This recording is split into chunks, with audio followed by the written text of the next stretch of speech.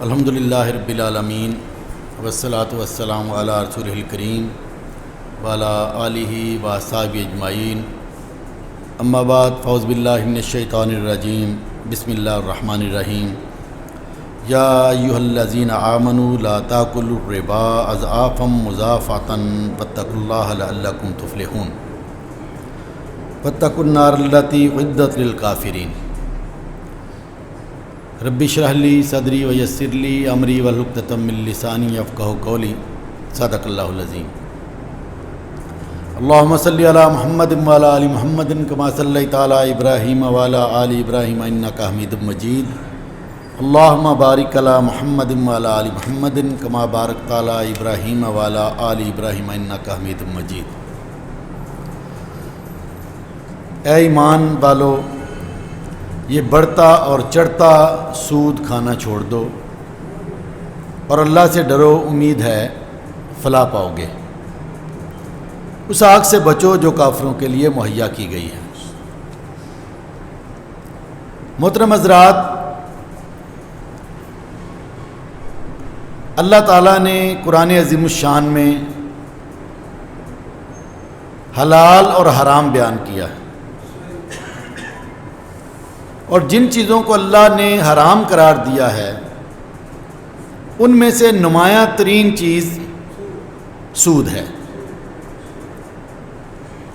اور پھر اس کی وضاحت احادیث نبوی سے بھی جا بجا ہوتی ہے، اور اتنی صراحت کے ساتھ اور اتنے تواتر کے ساتھ بے شمار احادیث حضور اکرم صلی اللہ علیہ وسلم کی سود کی حرمت کے حوالے سے موجود ہیں کہ اس پر کسی ابہام کی کوئی گنجائش ہی نہیں رہتی۔ یہ سود کیا ہے؟ قرآن میں اس کو ربا کہا گیا۔ ربا، لا تأکلوا الربا، کہ سود مت کھاؤ۔ ربا معنی ہے زیادتی کا، اضافہ، کسی چیز میں اضافہ ہو جانا، بڑھوتی ہو جانا، اس میں زیادتی ہو جانا، اس کو کہتے ہیں ربا۔ اب یہ سود ہے کیا؟ اس کی کیا تعریف کیا ہم کریں؟ سرمایہ کے استعمال کو سود کہتے ہیں۔ میں مختصر سی بات اگر آپ کو جو ہے وہ بتاؤں کہ سرمایہ کا استعمال کیا جاتا ہے۔ دیکھیں، چیزوں کا دو چیزیں ہوتی ہیں۔ ایک کا ہوتا ہے استعمال کرنا، جب ہم استعمال کرتے ہیں تو وہ چیز اپنی اصل حالت میں برقرار رہتی ہے لیکن وہ استعمال ہو جاتی ہے۔ اور دوسرا ہے کہ جو اپنی اصل حالت میں برقرار نہیں رہتی، جس کو ہم انگلش میں کنزیوم کہتے ہیں، خرچ ہو جاتی ہے، یوز اور کنزیوم۔ مثلا ہم نے مکان جو ہے وہ لیا کرائے پر، تو ہم نے اس کا کرایہ دیا، اس کو استعمال کیا۔ استعمال کرنے کے نتیجے میں مکان تو اپنی جگہ پر موجود ہے، وہ کچھ پرانا ضرور ہو گیا ہے، وہ کچھ خستہ ہو سکتا ہے، لیکن وہ تو اپنی جگہ پر موجود ہے۔ زمین آپ نے لی، زمین جو ہے وہ اس کا کرایہ دیا، زمین اپنی جگہ پر موجود ہے۔ ہاں، اس کی زرخیزی میں کچھ کمی یقیناً آ گئی ہوگی استعمال کرنے کے نتیجے میں۔ اس کو استعمال کرنے کے نتیجے میں ہم نے جو ہے وہ اس کا کرایہ دیا، یہ ہے اس کا استعمال۔ اور دوسری چیز ہوتی ہے ایسا استعمال کہ جس سے وہ خرچ ہو جاتی ہے، وہ ضائع ہو جاتی ہے، ختم ہو جاتی ہے۔ جو مطلب گندم آپ نے لی، آپ نے گندم لی، گندم کا آپ اگر کرایہ دیتے ہیں تو گندم تو استعمال ہوگی، وہ کون سا پڑی رہے گی۔ آپ نے روپیہ لیا کسی سے، ڈالر لیا، روپیہ لیا، اب اگر کہیں کہ یہ بھی تو آخر ویلیویبل چیز ہے، اس کو ہم استعمال کرتے ہیں تو اس کا بھی کرایہ ہوگا، تو آپ اصل حالت میں وہ روپے تو موجود نہیں رہتے، وہ کل کو کوئی اور روپے آ جاتے ہیں ان کی جگہ پر، وہ اپنی اصل حالت میں وہ چیز تو موجود نہیں رہتی، وہ چیز بدل جاتی ہے، خرچ ہو جاتی ہے، کنزیوم ہو جاتی ہے۔ ہر وہ چیز جو کنزیوم ہو جاتی ہو اس کا کرایہ سود ہوگا، اور جو استعمال ہوتی ہے اور اپنی اصل حالت میں قائم رہتی ہے اس کا کرایہ وہ سود نہیں ہوگا. یعنی میں بڑی مختصراً آپ کو ایک بات سمجھا رہا ہوں. آپ گاڑی کرائے پر لیتے ہیں تو گاڑی اصل حالت میں قائم رہتی ہے, اس کا کرایہ ادا کرنا سود نہیں ہے. ورنہ لوگ یہ اعتراض کرتے ہیں, لو جی ہم نے کسی کو 10 لاکھ روپیہ دیا, 10 لاکھ کی گاڑی دی, گاڑی کا کرایہ آپ جائز قرار دیتے ہیں, 10 لاکھ کا کرایہ آپ جائز نہیں دیتے, قرار نہیں دیتے. گاڑی موجود ہے اپنی اصل حالت میں, استعمال ہوئی ہے, اس کا کرایہ جائز. لیکن کوئی ایسی چیز جو کنزیوم ہو جائے, خرچ ہو جائے, اس کا کرایہ ناجائز, اس کو ہم سود کہتے ہیں. یعنی سرمایہ ضائع ہو جاتا ہے, اپنی اصل حالت میں برقرار نہیں رہتا. اس لیے سرمایہ کو جب ہم کسی کو کرائے پر دیتے ہیں یا استعمال کے لیے دیتے ہیں تو اس کا جو معاوضہ لیتے ہیں وہ کرایہ یا معاوضہ, اس کو سود کہتے ہیں. سود کی تعریف سید مودودی نے اپنی بڑی معروف کتاب سود انہوں نے لکھی, اس میں وہ اس کی تعریف یوں کرتے ہیں کہ قرض میں دیے ہوئے راس المال پر, راس جس کو راس المال سے مراد جس کو ہم راس کہتے ہیں, اوریجنل انویسٹمنٹ, قرض میں دیے ہوئے راس المال پر جو زائد رقم مدت کے مقابلہ میں شرط اور تعین کے ساتھ لی جائے. قرض میں دیے ہوئے راس المال پر جو زائد رقم مدت کے مقابلہ میں شرط اور تعین کے ساتھ لی جائے اسے سود کہتے ہیں. مثلا ایک شخص اپنا مال دوسرے کو قرض دیتا ہے. اب ایک طریقہ تو یہ کہ قرض دیتا ہے تو کل کو کہے جی مجھے قرض واپس کر دینا, اتنا ہی بات ختم ہو گئی. بعض لوگ بڑے محتاط ہوتے ہیں, وہ کسی کو قرض ڈالروں میں دیتے ہیں, کہتے ہیں جی مجھے ڈالر ہی واپس ملنے چاہیے تو کوئی حرج کی بات نہیں. بعض روپوں میں قرض دیتے ہیں, روپے میں واپس لے لیتے ہیں. تو یہاں تک تو بات ٹھیک ہے. لیکن اگر ایک شخص اپنا مال قرض پر دیتا ہے دوسرے کو اور ساتھ یہ شرط عائد کر دیتا ہے اتنی مدت گزرنے کے بعد وہ اس پر اتنی زائد رقم وصول کرے گا, اتنی مدت گزرنے کے بعد اتنی زائد رقم لوں گا, تو وہی زائد رقم سود ہے. کیونکہ اب اس میں مدت آ گئی, صرف قرض جو ہے وہ نہ رہا, قرض کے ساتھ مدت کا تعین ہو گیا اور شرط بھی آ گئی کہ اتنا ہوگا تو ہم اتنا کریں گے. تو وہ جو زائد لے گا اسے سود کہیں گے. اب اس میں 4 چیزیں پائی جاتی ہیں, جن میں یہ 4 چیزیں پائی جائیں وہ سود ہوتا ہے. پہلی بات, قرض پر رقم کا دیا جانا, یعنی وہ رقم قرض پر ہی دی جائے گی, کسی کے استعمال کے لیے دی جائے گی. قرض پر رقم کا دیا جانا پہلی بات. اور پھر دوسری بات اس میں کیا ہے کہ اصل مال پر اضافہ. اگر اصل مال پر اضافہ نہیں ہوتا تو سود نہیں ہوگا. اصل مال پر اضافہ, یہ دوسری بات اس میں ہو گئی. اور تیسرا یہ ہے کہ اضافہ کا تعین مدت کے لحاظ سے کیا جانا. اضافہ اس کے ساتھ مدت کہ اتنی مدت ہوگی تو یہ ہوگا, اتنی مدت ہوگی تو یہ ہوگا. اضافہ کا تعین مدت کے لحاظ سے کیا جانا. اور چوتھی چیز اس میں کیا ہے کہ اس معاملے میں شرط کا طے ہو جانا, مشروط ہونا. ظاہر یہ مشروط ہی ہوتا ہے نا کہ اگر اتنی مدت ہوگی تو میں یہ لوں گا, تو شرط تو آ گئی. تو اس سارے معاملے کو شرط کے ساتھ بندھا ہوا ہونا یا مشروط ہونا. جب یہ چاروں چیزیں پائی جائیں گی تو گویا کہ یہ سود ہوگا. یعنی میں پھر بات کو اگر دوہرا دوں کہ سود کیا ہے, سرمایہ کے استعمال کا معاوضہ سود کہلاتا ہے, سرمایہ کے استعمال کو. اور دوسرے لفظوں میں قرض میں دیے ہوئے راس المال پر جو زائد رقم مدت کے مقابلہ میں شرط اور تعین کے ساتھ وصول کی جائے اسے سود کہتے ہیں. حضور اکرم صلی اللہ علیہ وسلم جب دنیا میں تشریف لائے اور آپ کی بعثت ہوئی تو اس وقت عرب کا معاشرہ بری طرح سود کے نظام میں جکڑا ہوا تھا. اور سود کی کچھ قسمیں پائی جاتی تھیں ان میں جو آج بھی کسی نہ کسی شکل میں پائی جاتی ہیں, کیونکہ سود بہت پرانی ایک مرض ہے اور اس معاشرے میں اور مختلف معاشروں میں یہ چلتی آ رہی ہے. ایک سود کا طریقہ تو یہ ہوتا تھا کہ ایک شخص نے دوسرے شخص کے ہاتھ میں کوئی چیز فروخت کی, مطلب کھجوریں فروخت کی ہیں, گندم فروخت کی ہے یا جوتے فروخت کیے ہیں. کوئی بھی چیز کسی دوسرے کے ہاتھ میں فروخت کرتا تھا اور قیمت کی ادائیگی کے لیے وقت مقرر کر دیتا تھا کہ آپ مجھے اس کی قیمت جو ہے وہ 1 ماہ کے بعد دیں گے. یہ عام بزنس میں بھی ہوتا ہے, کاروبار میں بھی ہوتا ہے کہ اس کی قیمت جو ہے وہ, اگر فرض کریں 100 روپے اس کی قیمت ہے, جی آپ مہینے کے بعد مجھے 100 روپے دیں گے. اگر مہینے کے بعد قیمت ادا ہو جاتی تو بات ختم. اب ظاہر ہے یہاں تک تو سود نہیں ہے, یہ تو کاروبار میں بھی ایسے ہوتا ہے. لیکن اگر مہینے سے زائد مدت ہو جاتی,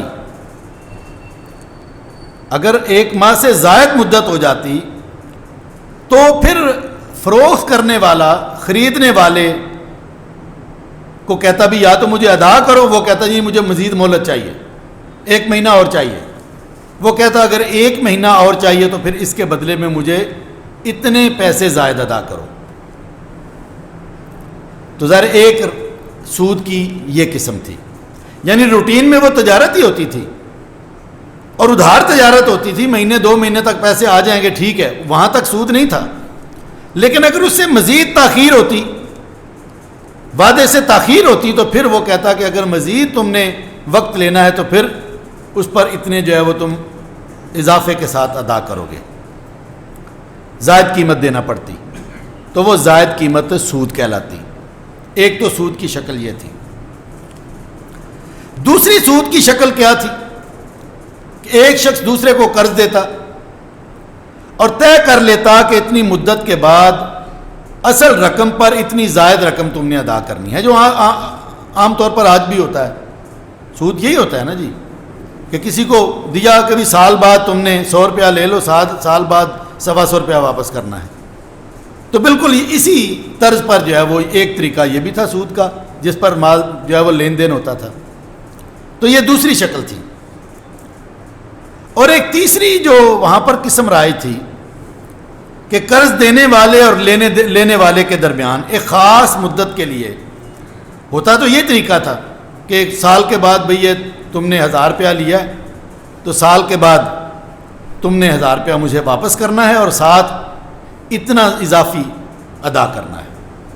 یعنی جو سود کی طریقہ کار ہے, اتنی رقم سود کی تم نے ادا کرنی ہے. اور اگر وہ واپس نہ کرتا, یعنی سود تو اس میں شامل ہوتا, لیکن مزید ایک شکل یہ تھی کہ اگر وہ واپس نہ کرتا تو پھر سود کی شرح بڑھا دی جاتی. آپ اس کو یوں سمجھ لیں کہ ایک شخص نے 1 لاکھ روپیہ لیا کسی سے کہ 1 سال بعد وہ 10% سود پر اس کو واپس کرے گا, یعنی سال بعد وہ 1,10,000 واپس کرے گا. لیکن اس میں مزید کیا ہے کہ اگر وہ سال کے بعد واپس نہیں کر سکتا, 6 ماہ یا سال اس کو اور درکار ہے, تو وہ کہتا کہ بھی اب 15% ہوگا, 10% نہیں ہوگا بلکہ اب 15% ہوگا. تو وہ پہلی شرح سے زائد ایک یہ بھی قسم تھی. اور ایک چوتھی قسم یہ بھی رائج تھی کہ قرض دینے والا کسی کو دیتا, لینے والا شرط بھی طے ہو جاتی کہ جی 1 لاکھ پر فرض کر لیں کہ 10,000 جو ہے وہ یہ سال کے بعد میں ادا کروں گا, 10%. اب سال گزر گیا, وہ نہیں دے سکتا, تو یہ کرتا کہ سال کے بعد اب ظاہر ہے کہ اس نے 1,10,000 واپس لینے ہیں. اب وہ کہتا کہ اگلے سال کے لیے اب 1,10,000 اصل رقم ہو چکی ہے,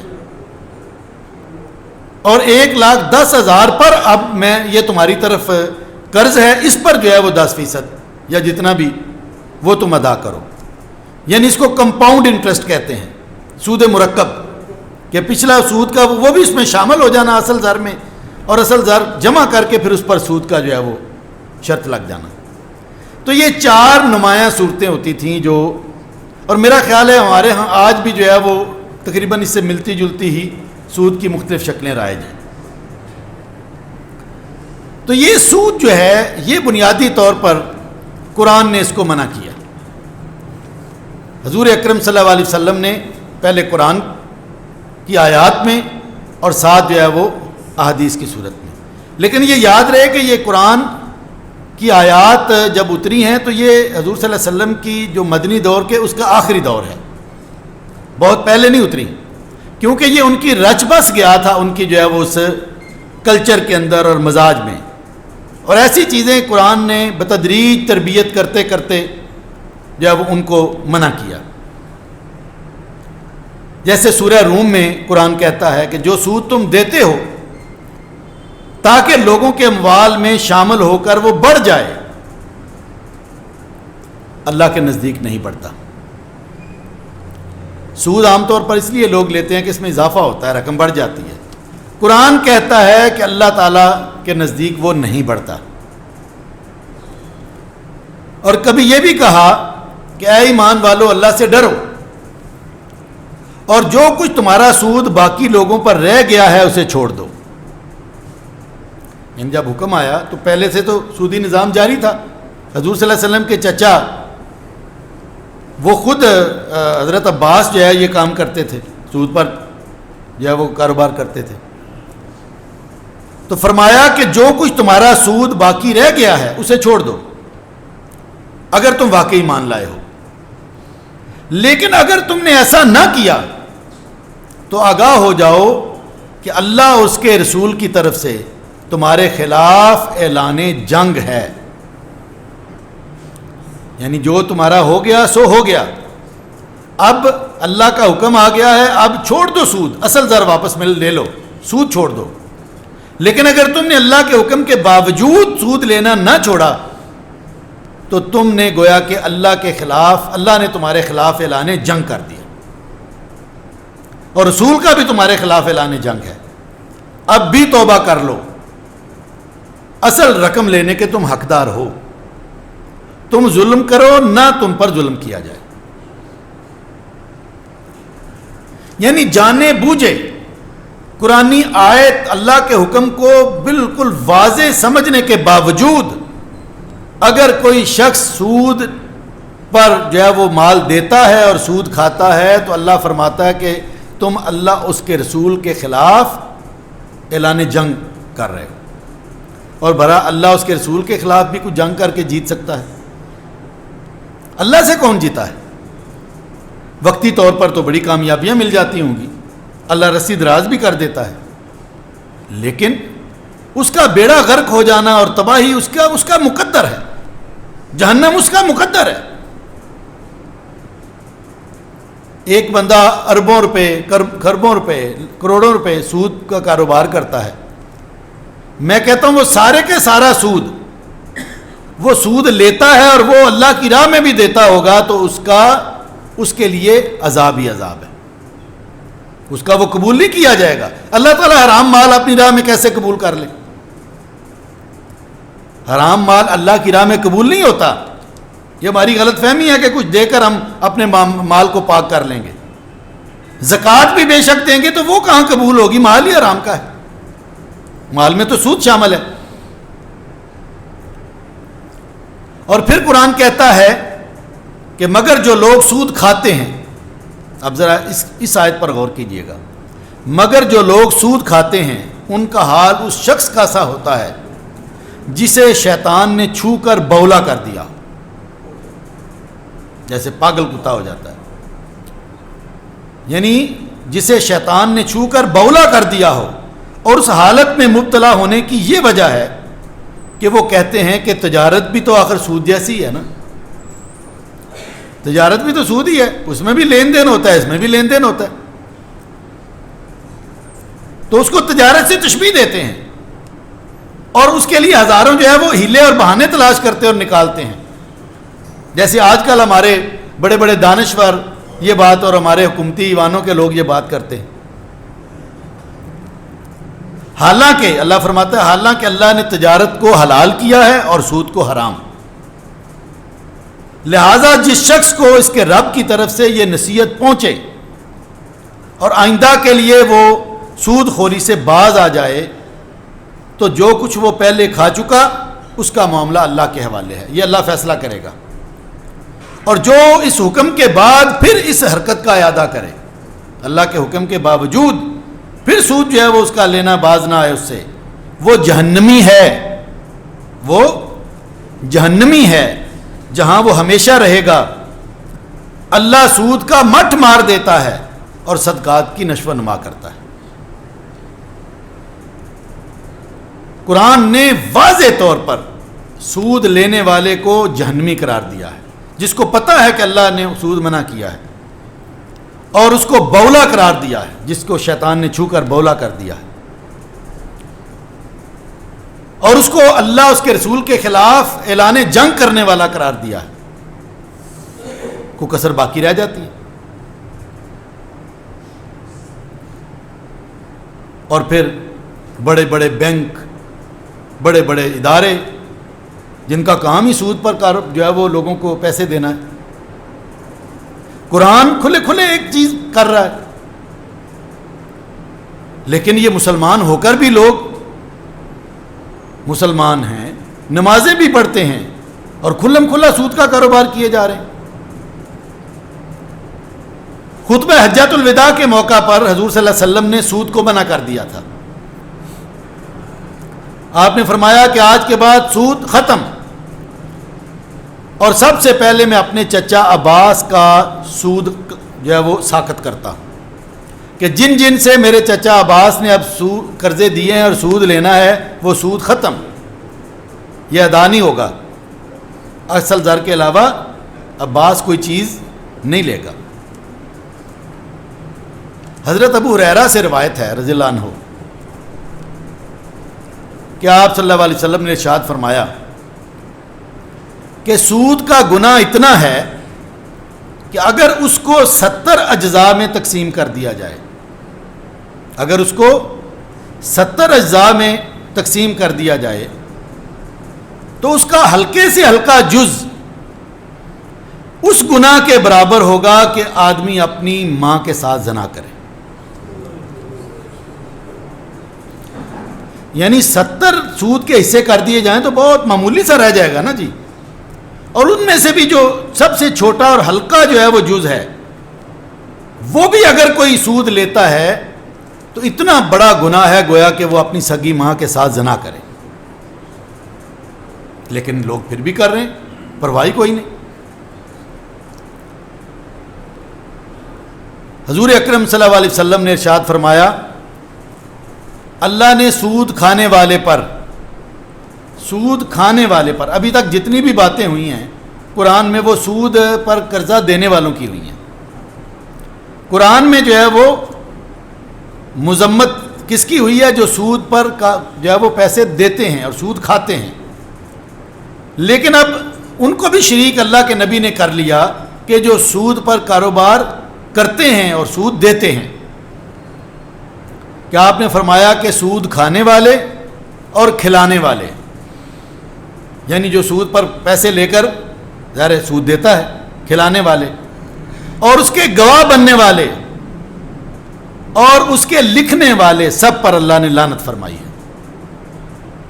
یعنی کوئی سودی دستاویز لکھتا ہے نا جی دو فریقوں کی درمیان میں کہ اس نے اتنا لیا اور اتنا دے گا، تو لکھنے والے پر بھی لعنت، جو اس کے گواہ کے طور پر سائن کرتے ہیں ان پر بھی لعنت، جو سود دے رہا ہے دوسرے کو قرضے کی صورت لے کر اس پر بھی لعنت، اور جو سود لے رہا ہے اس پر بھی لعنت۔ اتنی واضح ہدایات کے بعد سود کے بارے میں کوئی غلط فہمی رہ سکتی ہے؟ حضرت ابو ہریرہ رضی اللہ عنہ فرماتے ہیں کہ حضور اکرم صلی اللہ علیہ وسلم جب شب معراج پر گئے، معراج پر تشریف لے گئے، تو اس موقع پر آپ صلی اللہ علیہ وسلم کو مختلف مشاہدات کروائے گئے۔ اس پر ہم جو ہے وہ مختلف اوقات میں ہم نے خطبے میں بات کی ہے کہ آپ صلی اللہ علیہ وسلم کو مختلف غیبت کرنے والوں کا یا بے حیا لوگوں کا اور ان کے مختلف عذاب جو ہے وہ دکھائے گئے۔ تو آپ صلی اللہ علیہ وسلم نے قوم کو دیکھا جن کے پیٹ بڑے تھے، کمرے جتنے پیٹ تھے، بہت بڑے بڑے پیٹ تھے پھولے ہوئے، اور ان میں سے سانپ جو ہے وہ نظر آتے تھے۔ سانپوں سے بھرے ہوئے پیٹ تھے ان کے، باہر سے دور سے نظر آتے تھے۔ تو آپ نے حضرت جبرائیل علیہ السلام سے پوچھا کہ یہ کون لوگ ہیں؟ تو حضرت جبرائیل نے جواب دیا کہ یہ سود خور ہیں جو دنیا میں سود کھاتے تھے۔ اور پھر حضرت عبداللہ بن مسعود رضی اللہ عنہ حضور صلی اللہ علیہ وسلم کی ایک روایت بیان کرتے ہیں کہ آپ صلی اللہ علیہ وسلم نے ارشاد فرمایا کہ جس بستی میں زنا اور سود پھیل جائے، جس بستی میں زنا اور سود پھیل جائے، اللہ تعالیٰ اس بستی کو ہلاک کرنے کی اجازت دے دیتا ہے۔ اب اس کی تباہی کا آغاز ہو گیا۔ زنا اور سود، کیا ہمیں اپنی اس بستی کا، اس پاکستان کا جائزہ نہیں لینا چاہیے؟ وہ پاکستان کے جو اللہ کے کلمے کی بنیاد پر وجود میں آیا، جس کا آئین جو ہے اس میں لکھا ہوا ہے کہ اللہ تعالیٰ کے احکامات سے ہٹ کر کوئی قانون سازی نہیں کی جائے گی۔ سود بھی جس میں حرام ہے، دستور میں سود بھی حرام ہے، لیکن اس کے تحت ہمارے قوانین میں سود کی گنجائش ہے۔ اور دلچسپ بات یہ ہے کہ بعض صوبوں میں پرائیویٹلی سود لینا حرام ہے، اس پر قانون سازی ہو گئی کہ کوئی جو ہے وہ جیسے عام محلوں میں وہ سود پر چیزیں نہیں دیتے، تو اس کو تو جو ہے وہ قانوناً ممنوع کر دیا گیا، لیکن بینکوں میں اور سرکاری سطح پر قانون مکمل اجازت دیتا ہے۔ کیسی دیدہ دلیری ہے! آج سے کوئی 20 سال پہلے، 22 سال پہلے وفاقی شرعی عدالت نے اس بات کا فیصلہ کیا، شریعت کورٹ نے کیا کہ جی سود جو ہے وہ اس کو یہ حرام ہے، اس لیے پاکستان میں سود ختم کر دیا جائے۔ اور انہوں نے پورا طریقہ کار ساتھ ایک بتایا کہ کیسے ختم کیا جائے، اور 3 سال کا جو ہے وہ اس کے لیے وقفہ دیا کہ 3 سال میں بتدریج آپ سود کو ختم کر لیں۔ اس وقت کہ ہمارے وزیر اعظم جو آج کل لندن کی سیر کر رہے ہیں، انہوں نے اس کے خلاف سپریم کورٹ میں اپیل کر دی سود کے حق میں کہ بھلا سود کے بغیر بھی کوئی کاروبار چلا ہے، اس لیے سود کی اجازت ہونی چاہیے۔ اور اس کے بعد پھر اگلا دور جب آیا تو پھر وفاقی شرعی عدالت نے جب فیصلہ کیا، شریعت کورٹ نے اس میں جو ہے وہ سپریم کورٹ کے شریعت بینچ نے فیصلہ کر دیا، تو پھر اس وقت یو بی ایل کو آگے کیا گیا کہ آپ جو ہے وہ اب اپیل کریں۔ وہ اپیل میں چلے گئے، سپریم کورٹ کا فیصلہ ہو چکا، اب وہ اپیل اس کے خلاف 10 سال اپیل پڑی رہی۔ گویا کہ سود کے لیے تمام حکمران بھی اور تمام ججز بھی اس میں شریک ہیں کہ اس کا فیصلہ، کیونکہ اس کے خلاف فیصلہ تو کر نہیں سکتے۔ آئین کہتا ہے کہ پاکستان کا آئین کہ قرآن اور حدیث کے خلاف فیصلہ اور قانون سازی نہیں ہو سکتی۔ اب وہ اس کے سود کے حق میں فیصلہ نہیں سپریم کورٹ کر سکتا، اس لیے اس کو لٹکاتا ہے، کبھی نیچے بھیج دیا، اچھا جی دوبارہ جو ہے وہ شریعت کورٹ کے پاس جو ہے وہ چلا جائے، وہ کریں یہ کریں۔ یہ ساری حکومتیں بس اس کو جو ہے وہ فٹ بال بنا کر اس فیصلے کو لٹکا رہی ہیں۔ بار بار جو ہے وہ کورٹ کے اندر اپیلیں کی جاتی ہیں، لیکن حکومت ہمیشہ مقابلے پر جو ہے وہ وکیل لا کر کھڑا کر دیتی ہے۔ یہ موجودہ حکومت کی بھی یہ کیفیت ہے، اس سے پچھلی کی بھی یہی تھی، اس سے پچھلی کی بھی، اس سے پچھلی کی بھی۔ سب بدبختوں کو یہ معلوم ہے ہونے کے باوجود پتہ نہیں کیوں معلوم نہیں ہے کہ یہ اللہ اس کے رسول کے خلاف اعلان جنگ ہے، یہ ماں کے ساتھ زنا کرنے کے برابر ہے، اور یہ اس کی حمایت کرنے والا اور یہ لینے والا یہ جہنم کے جو ہے وہ ایندھن بن سکتے ہیں۔ تو اس لیے میں سمجھتا ہوں کہ ایک تو ہمیں اپنے طور پر اس سود سے بچنے کی ہر ممکن کوشش کرنی چاہیے، اور دوسری بات، جہاں جہاں سود کی بات ہوتی ہے ہمیں اس کی حوصلہ شکنی کرنی چاہیے اور حکومت کو مجبور کرنا چاہیے کہ وہ سود کو پاکستان سے ختم کرے. سود کے متبادل بینکنگ بھی آ گئی ہے، اگرچہ اس پر بھی لوگ اعتراض کرتے ہیں، لیکن چلو کچھ نہ کچھ تو آیا نا جی. اگر اس میں کوئی کمی خرابی ہے تو آہستہ آہستہ وہ بھی دور ہو جائے گی. ایک متبادل نظام تو آیا ہے.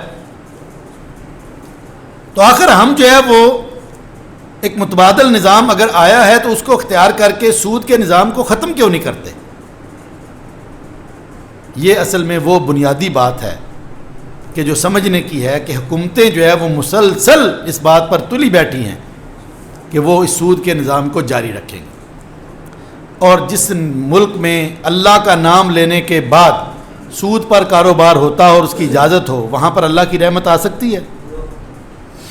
جتنے مرضی جو ہے وہ معاشی پالیسیاں بنا لیں، سود کے نتیجے میں کبھی بھی پاکستان میں خیر نہیں آ سکتی. میں ذمہ داری کے ساتھ آپ کو یہ بات کہتا ہوں. اللہ تعالیٰ ہمیں اس لعنت سے بچنے کی توفیق عطا فرمائے.